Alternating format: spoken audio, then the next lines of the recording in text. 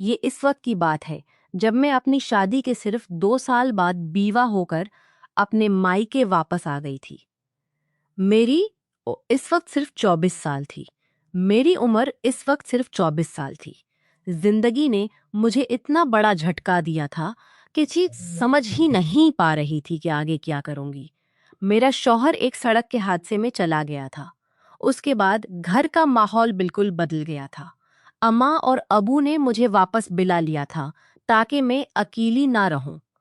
हमारे घर में पहले से मेरे मामा और उन घर में पहले से ही मेरे मामा और उनकी नई शादीशुदा मामी रहते थे। और मामा कुछ साल पहले घर पर ही रख लिया था। मामा का नाम राकेश था और उनकी नई मामी का नाम सुधा था, जो काफी कम उम्र की थी। जब मैं घर आई तो सबसे पहले यही देखा कि घर का माहौल पहले जैसा नहीं था। रात को अक्सर मामा और मामी के कमरे से कुछ अजीब सी आवाजें आने लगी थीं। उन आवाजों को सुन रात भर सो नहीं पाती थी। सूढ़ थी कि आखिर को सुनकर मैं रात भर सो नहीं पाती थी।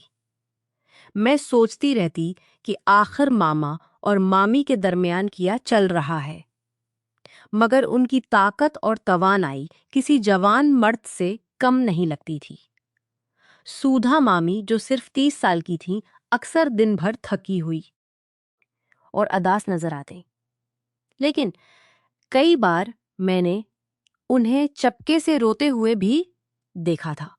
लेकिन जब मैं पूछती तो वो बस मस्करा कर बात टाल देते। अम्मा ने मुझे बताया था कि माँ पहली बेवी की मौत के बाद वो बहुत अकेले महसूस करते थे, इसलिए उन्होंने सुधा से शादी कर ली थी। सुधा मामी एक सुधा से शादी कर ली थी और उन्होंने ये रिश्ता मजबूरी में कबूल किया था।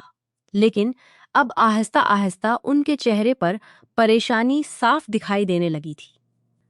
दिखाई देने लगी। रात को जब मैं जाग जाती तो अक्सर मामा की तेज आवाज और मामी की दबी हुई कराह सुनाई देती। वो कहते कि बस थोड़ी देर और सह लो, मगर मामी कहती कि अब मुझसे नहीं होता।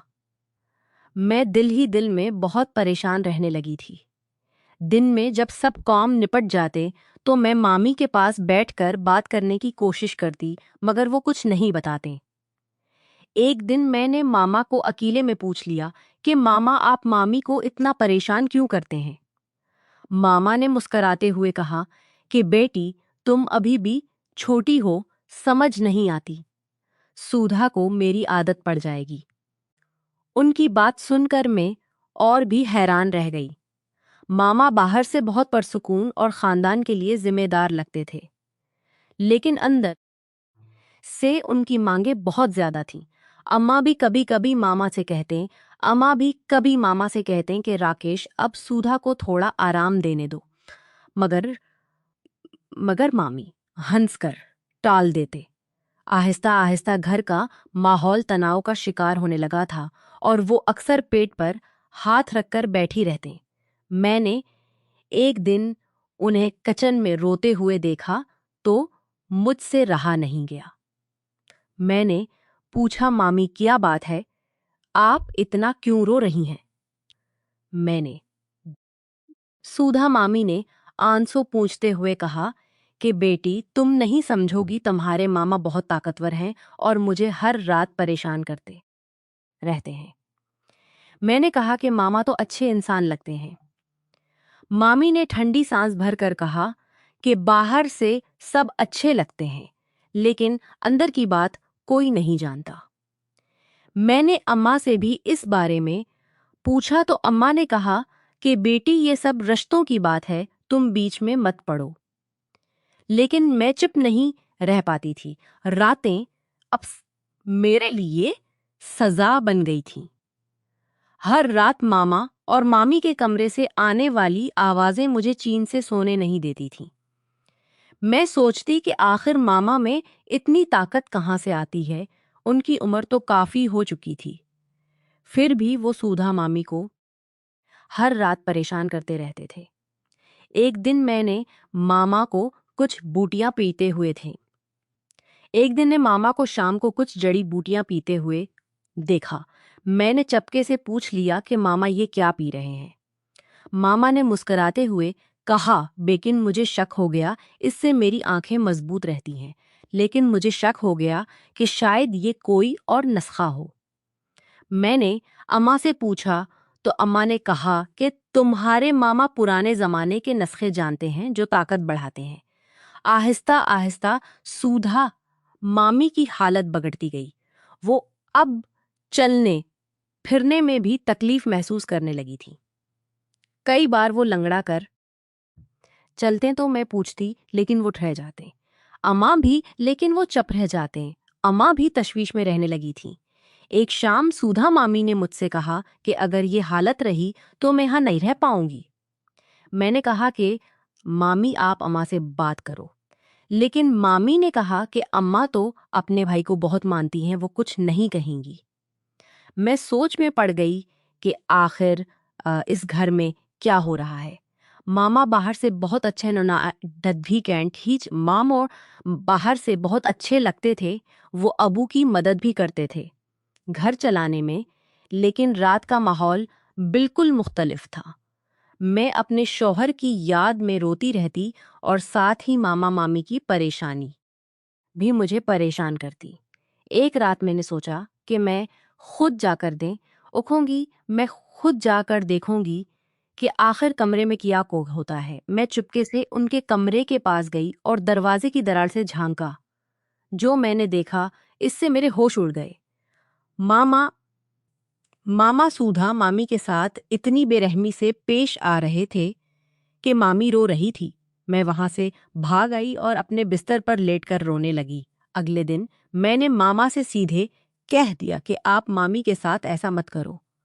मामा ने गुस्से में कहा कि तुम्हें किया मतलब है, ये हमारा निजी मामला है। अम्मा ने भी मुझे डांटा के बीच में मत पड़ो, लेकिन मैं चुप नहीं रह सकी। सुधा मामी दिन बेदिन कमजोर होती जा रही थीं। वो अब खाना भी ठीक से नहीं खाती थीं। मैंने उन्हें डॉक्टर के पास ले जाने की बात की, लेकिन मामा ने मना कर दिया। वो कहते कि सुधा ठीक है, बस आराम कर रही है। घर का माहौल अब बिल्कुल बिगड़ चुका था। अबू भी चुप रहते थे क्योंकि मामा घर की मुआशी मदद करते थे। मैं सोचती रहती कि पैसा कितना बड़ा जहर है जो रिश्तों को भी बर्बाद कर देता है। एक दिन सुधा मामी ने मुझे अकेले में बुलाकर कहा कि बेटी, अगर तुम्हें मेरा भला चाहना है तो मुझे यहाँ से ले चलो। मैं इस जिंदगी को और नहीं सह सकती। इनकी बात सुनकर मेरी आंखों में आंसू आ गए। मैंने कि अम, मैंने सोचा कि अब मुझे कुछ करना होगा, लेकिन मामा की ताकत और उनकी जिद के आगे सब बेबस थे। क्या सुधा मामी इस घर से बाहर निकल पाएंगी? क्या मामा अपनी आदतों को बदल पाएंगे, या फिर घर में कोई और बड़ा तूफान आने वाला है? सुधा मामी की इस रात की बात सुनकर मेरे मन में बहुत बेचैनी पैदा हो गई थी। मैं सोच रही थी कि आखिर इस घर में क्या हो रहा है, जहां जहां एक औरत को अपनी जिंदगी से इतनी नफरत हो रही है। अगले दिन मैंने अम्मा से सारी बातें बताई तो अम्मा ने ते पहले तो मुझे डांटा कि तुम बीच में मत पड़ो, लेकिन जब मैंने सौधा मामी की हालत का जिक्र किया तो अम्मा भी तशवीश में हो गईं। मामा इस दिन घर पर नहीं थे, इसलिए हम तीनों खवातीन बैठकर बात कर रही थीं। सौधा मामी रोते हुए बोले कि दीदी मैं इस घर में नहीं रह सकती। वो हर रात भाई की मुझे परेशान करते हैं और मैं अब थक चुकी हूँ। अम्मा ने ठंडी सांस भरते हुए कहा कि सौधा मैं समझती हूँ, लेकिन राकेश मेरा भाई है और घर की मुआशी सूरत हाल भी अच्छी नहीं है। अगर तुम चली गई तो घर कैसे के सरे? तुम चली गई तो घर कैसे चलेगा?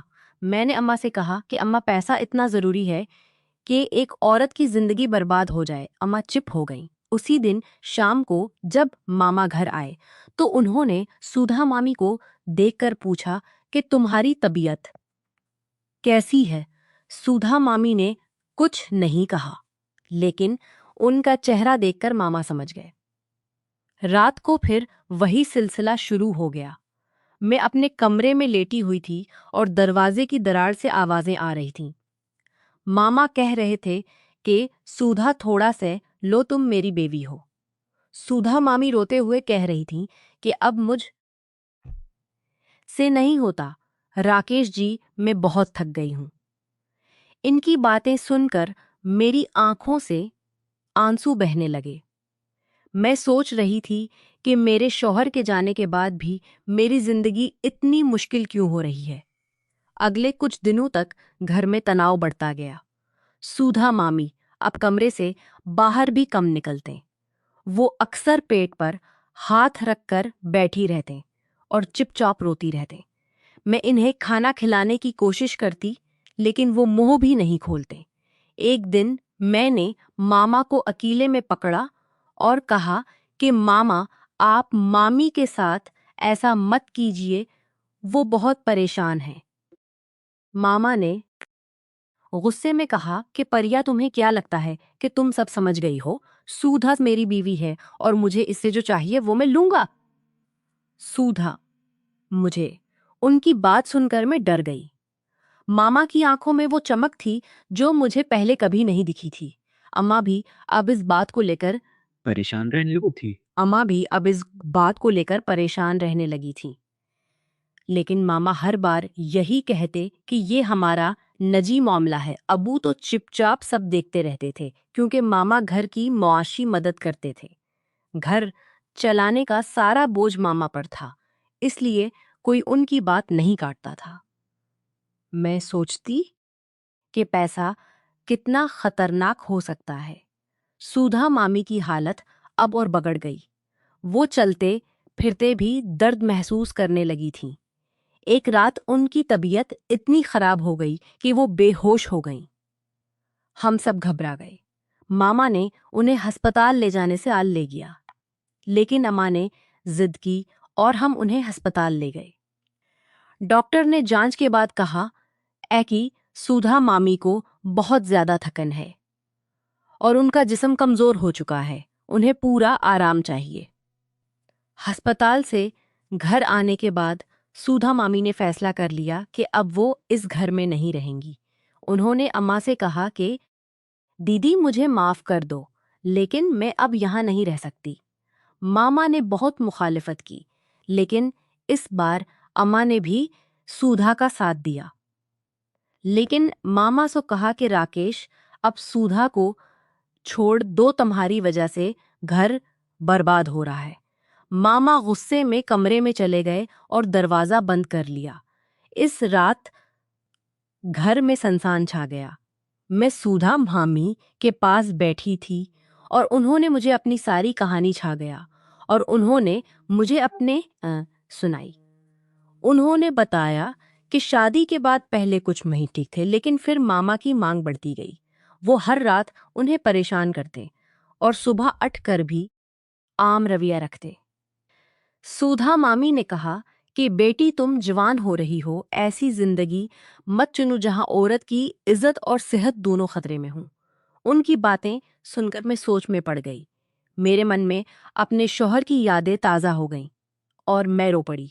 अगले दिन न, सुधा मामी अपने मायके चली गईं। मामा बहुत गुस्से में थे, लेकिन अम्मा ने उन्हें समझाया कि अब नई शुरुआत करो। मामा ने कुछ दिनों तक चुप रहकर गुजारा, लेकिन फिर उनकी पुरानी आदतें वापस लौट आईं। वो अब बाहर की औरतों से बातें करने लगे थे। घर का माहौल फिर से तनाव से भर गया। मैंने अम्मा से कहा कि अम्मा, अब मामा को अकेला छोड़ दो, लेकिन अम्मा ने कहा कि बेटी, वो मेरे भाई हैं, मैं उन्हें अकेला नहीं छोड़ सकती। आहिस्ता आहिस्ता वक्त बीतता गया। सुधा मामी ने तलाक ले ली और अपनी जिंदगी संभाल ली। मामा अब अकेले रह गए थे और उनकी हालत भी बिगड़ने लगी थी। वो अक्सर अकेले में बैठकर सोचते रहते। एक दिन उन्होंने अम्मा से कहा कि अब मुझे कोई और शादी नहीं करनी, मैं अकेला ही रहूंगा। अम्मा को सुकून मिला। मैंने भी अपनी जिंदगी में आगे बढ़ने का फैसला किया। मैंने नौकरी शुरू कर दी और घर की जिम्मेदारी संभालने करनी शुरू कर दी।